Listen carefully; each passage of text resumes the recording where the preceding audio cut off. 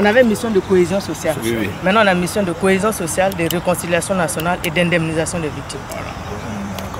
D'accord. Donc, par rapport à nos nouvelles missions, nous sommes venus présenter le programme Et puis en plus, le programme a changé de statut. On était un programme, maintenant on est devenu une direction générale. Oui, oui, c'est ça. Donc tout ça, on est venu présenter à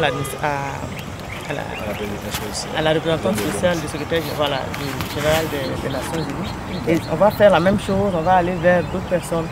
D'autres organismes. Voilà.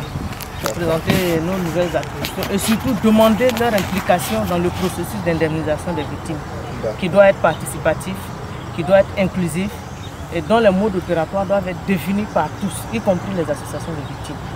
Quelqu'un ne peut pas s'asseoir dans son salon, mais dans son bureau pour dire voici la liste des victimes. Quelqu'un ne peut pas s'asseoir dans son salon, mais dans son bureau pour dire voici comment on va payer les victimes. Si les partenaires techniques et financiers doivent être associés, les victimes doivent être associées, les organisations de la société civile doivent être associées et tous les agents, les ministères techniques et tout ça doivent être associés. C'est un processus qui doit être consensuel. Et c'est au bout de cela que la première étape, qui est l'étape d'harmonisation de la liste, sera faite. Et après ça, maintenant, il y a d'autres étapes. Pour passer à d'autres étapes, il faut on sache qui est victime, qui n'est pas victime. Il faut qu'il y ait des lois qui encadrent, qui définissent la qualité de victime. Il y a beaucoup de choses à faire auparavant, qu'on ne peut pas faire comme ça. Donc il ne faut pas que les gens se précipitent pour dire on va payer tant, on va payer à telle date, alors que toutes ces choses-là ne sont pas encore faites.